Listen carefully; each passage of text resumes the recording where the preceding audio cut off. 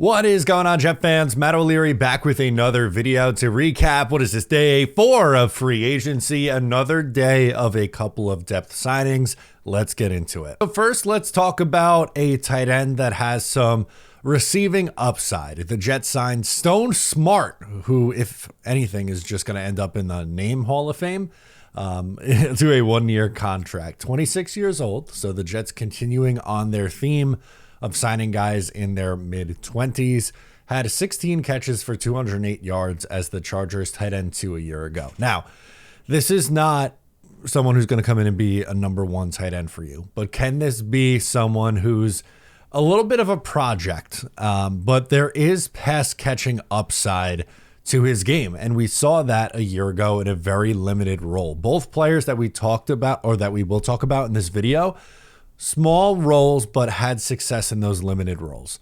So not a run blocking tight end. Don't think of him as a run blocker, tight end 2-3. That's not his game. He's going to be someone who, lines up as a bigger slot, kind of like a mismatch guy. With the Chargers a year ago, he had a 4-week run where he was relatively productive and, had a couple nice games in a row, 3 for 54, 5 for 50, 3 for 37, 2 for 23. Not bad from week 14 through 17. Now, no one's, putting this guy in the Hall of Fame, but he can play, and he creates some mismatches because of his side and his speed. He's very good on contested catches, number 1. And number 2, he's very athletic because he was a college quarterback who switched to tight end at the next level. So he has that speed and athleticism. It just wasn't going to work out for him at the quarterback spot. He's transitioned and played tight end for just 3 years. And the Jets kind of swoop in. They get this guy who, yes, is a bit of a project. And no, I don't think we should have crazy high expectations for him.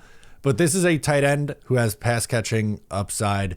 Maybe there's a role for him. Maybe Tanner Engstrand sees something in him that they could use in this offense. And it's a one-year flyer. That's all this is. The same could be said about Byron Cowart, who was a interior defensive lineman for the Bears. He turns 29 years old in May, so he's a touch older, but still in his 20s.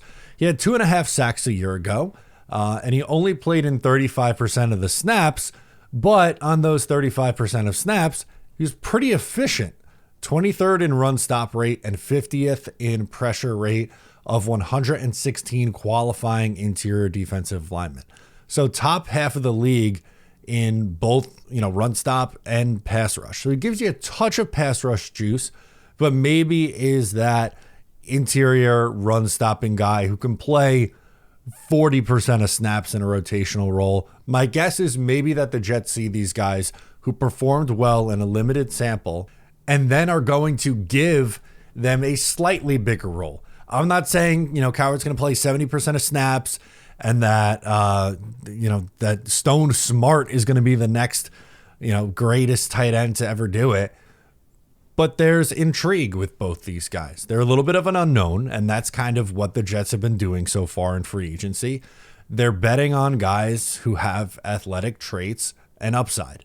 That's the approach that the Jets have taken. So you could either, you could like it, you could dislike it, feel however you want on it. The Jets are not going to spend a lot of money in free agency. They made that clear after signing Justin Fields and Brandon Stevens. There hasn't been a lot of money tossed around, but they've done a good job of adding depth at positions of need on both sides of the ball.